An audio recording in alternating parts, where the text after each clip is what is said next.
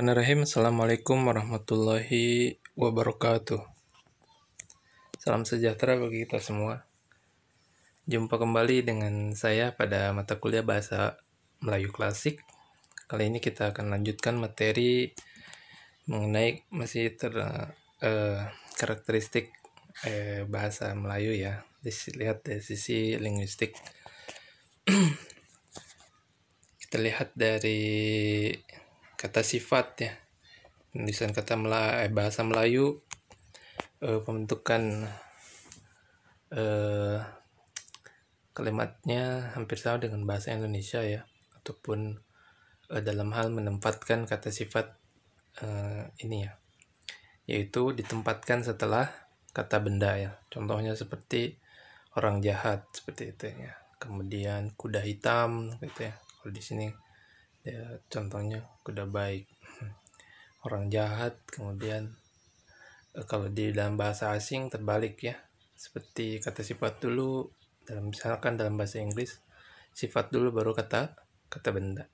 Untuk kata sifat ini dalam bahasa Melayu hampir sama ya dengan bahasa Indonesia ya, menempatkan kata sifat setelah kata benda ya. Rumah bagus ya, seperti itu misalkan contohnya. Kemudian kuda putih, kemudian anak pintar seperti itu ya. Jadi kata benda dulu baru kata sifat sifat dari benda. Kemudian kata ganti atau dalam bahasa Inggris disebut pronouns. Dalam bahasa Melayu sebagian besar kita mengenalnya, namun ada beberapa kata yang memang hanya digunakan di beberapa tempat ataupun sudah memang jarang digunakan, kecuali dalam hal tulisan-tulisan yang sudah lama atau kuno ataupun klasik ya. Nanti kita akan coba lihat di penghujung kuliah beberapa contoh dalam hal penggunaan bahasa Melayu klasik ini dalam hal literatur atau tulisan-tulisan peninggalan masa lalu ya, yang terdapat dalam naskah kuno. Insyaallah. Di sini ada kata ganti aku ya. Kata ganti aku ini untuk kata ganti yang berbicara ya, personal, bicara. Untuk kata ganti selain aku juga sahaya ya, sahaya. Kemudian hamba, perhamba, beta ya. Kemudian fatek, teman ya. Itu untuk kata ganti single ya, untuk orang yang berbicara.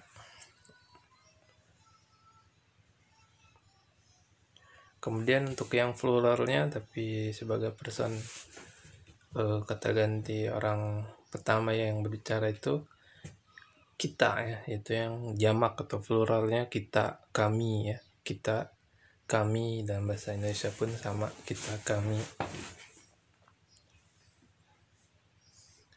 Namun dalam kentara, dalam bahasa Melayu itu biasanya juga di sini katanya, di dalam buku ini disebutkan kadang ditambahkan kata orang gitu ya. Seperti kita orang kayak gitu ya. Kita orang. Kemudian di sini juga dalam bentuk lain katanya ada from, juga digunakan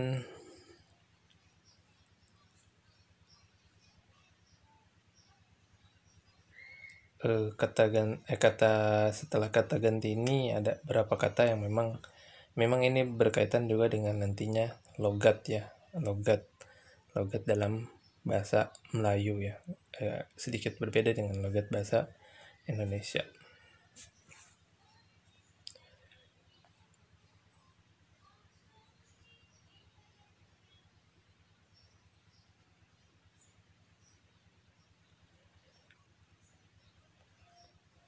Kemudian di sini juga disebutkan untuk kata ganti orang kedua ya yang diajak berbicara, yaitu engkau.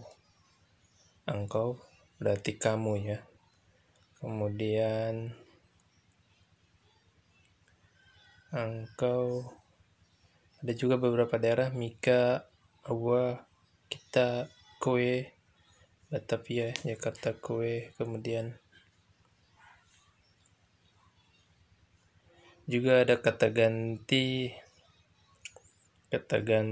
untuk yang lainnya ya, seperti misalkan abang, kakak, adik, ence. Ini ada beberapa contoh yang dituliskan di sini. Bila mana Tuan sudah tiba. Ini mungkin ya untuk kita yang di dalam bahasa Indonesia agak sedikit berbeda dalam hal logat ini sendiri. Bila mana Tuan sudah tiba. Mungkin dalam bahasa kita, kapan Tuan tiba ya. Di sini juga ada kata saya hendak minta satu kepada Tuanku.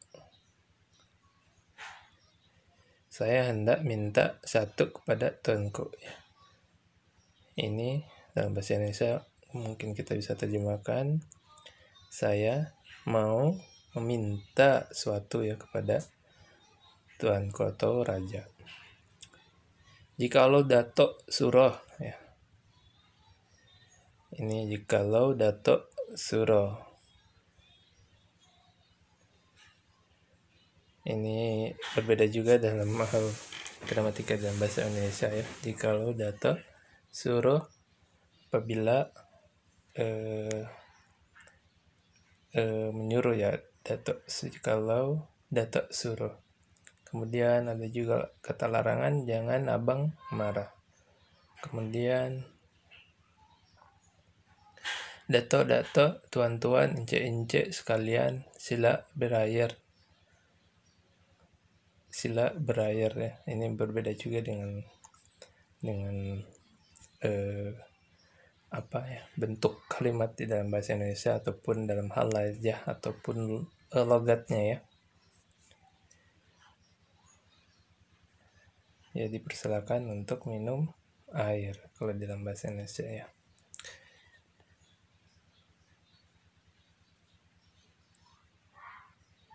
Ada beberapa juga kata kamu ya masih digunakan.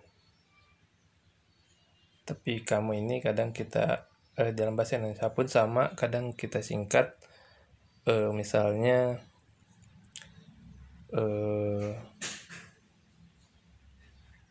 olehmu gitu ya, karenamu, darimu gitu. Terus ada juga kata ganti orang ketiga yang dibicarakan, yaitu orang yang dibicarakan dengan dia ya, sama dalam bahasa Indonesia dia sama ya, baik laki-laki perempuan kita sebut dia.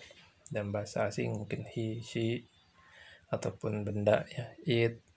Kemudian dalam bahasa Indonesia cukup dikatakan dia.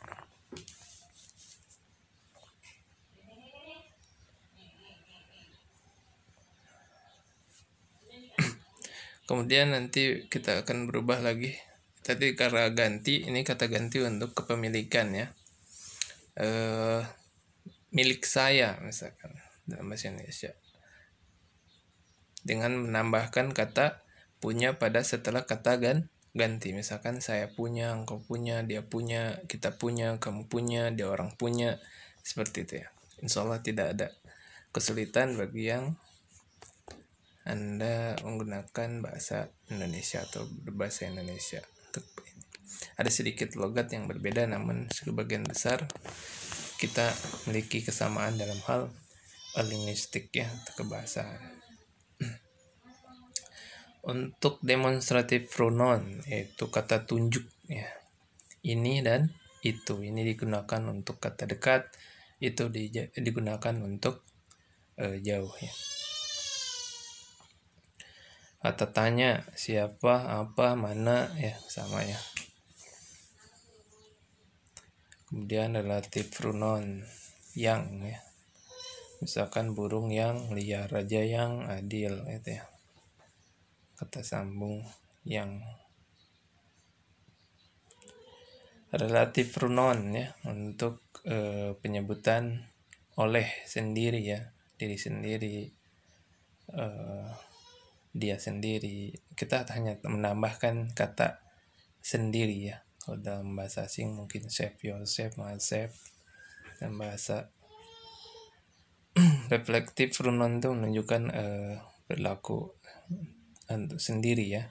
Misalkan bunuh diri, mengajar diri, hamba sendiri hendak pergi, baik Tuhan sendiri suruh, kemudian turunlah raja sendiri ya, untuk menyatakan relatif reflektif pronoun, yaitu untuk penyebutan sendiri. Kemudian kata kerja, nah ini yang sangat penting bagi kita dalam pengkajian bahasa Melayu ini, terutama yang nanti klasik. Apa bedanya setelah bahasa Melayu berkembang, kemudian jadi juga bahasa Indonesia nanti berkembang lagi, bahwa misalkan dalam hal afiksasinya ya, penambahan awalan, kemudian akhiran, penggabungan awalan dan akhiran untuk membentuk sebuah kata kerja, yaitu misalkan aktif, pasif, yang membutuhkan objek ataupun tidak. Insya Allah kita akan bahas pada pertemuan selanjutnya. Saya cukupkan untuk kuliah hari ini. Sampai di sini, semoga bermanfaat. Insya Allah pada lain kesempatan, terutama di akhir kuliah, sebelum kita masuk pada ujian, saya insya Allah akan memberikan contoh salah satu penggunaan bahasa Melayu klasik atau yang bahasa Melayu kuno ya, di dalam tulisan literatur naskah kuno. Baiklah, mohon maaf apabila ada kesalahan. Semoga apa yang saya sampaikan bermanfaat. Wabillahi taufiq wal hidayah. Assalamualaikum warahmatullahi wabarakatuh.